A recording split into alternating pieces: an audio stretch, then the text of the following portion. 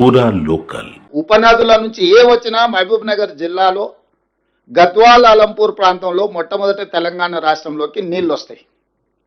ఆ నీళ్లు తెలంగాణ రాష్ట్రంలోకి వచ్చిన ఎంబడే ఒడిసి పట్టుకొని తెలంగాణకు తెచ్చుకుని ఉంటే ఈరోజు ఆంధ్రప్రదేశ్ ప్రభుత్వం శ్రీశైలం బ్యాక్ వాటర్స్ నుంచి పోతిరెడ్డిపాడు కావచ్చు, హంద్రిని కావచ్చు, ముచ్చమరి కావచ్చు, మల్యాల కావచ్చు, కేసీ కెనాల్కు కావచ్చు, ఏవైనా వెలుగొండ కావచ్చు, ఏ ప్రాజెక్టులకైనా నీళ్లు మనం వదిలితేనే వాళ్ళకి దొరుకుతుండే.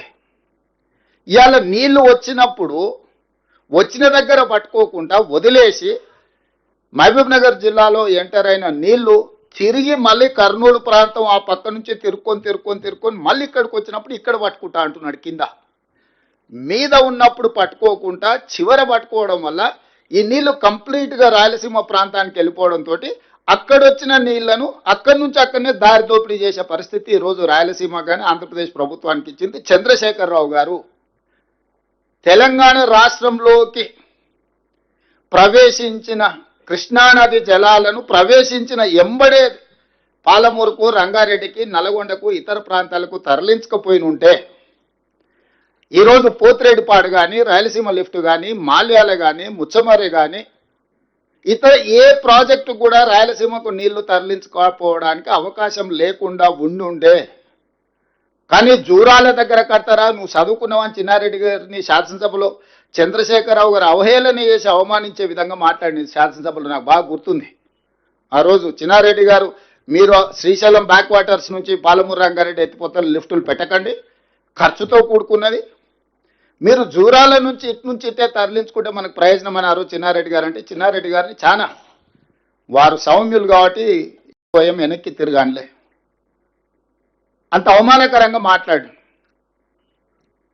వారు ఆ రోజు చేసిన సూచన ప్రకారం ఈరోజు జూరాల నుంచే మనం నీళ్లు తెలంగాణకు తెచ్చుకుని ఉంటే ఈరోజు ఇన్ని నీళ్లు కొల్లగొట్టడానికి ఆంధ్రప్రదేశ్ ప్రభుత్వానికి అవకాశమే లేకుండే. నెంబర్ 1, చంద్రశేఖరరావు గారు అహంకారపూరితమైన అవినీతితో కూడుకున్న ఆలోచనలతో చేసిన నిర్ణయాలు ఈరోజు కృష్ణానది పరివాహక ప్రాంత రైతాంగానికి, ప్రజలకు ఒక మరణ శాసనం రాసింది. ఇది నెంబర్ 1. నెంబర్ 2, ఈరోజు ఆంధ్రప్రదేశ్కి 512 టీఎంసీల నీళ్లు వాడుకోవడానికి కృష్ణా డెల్టాలో ఎక్కువ ఆయకట్టు ఉంది.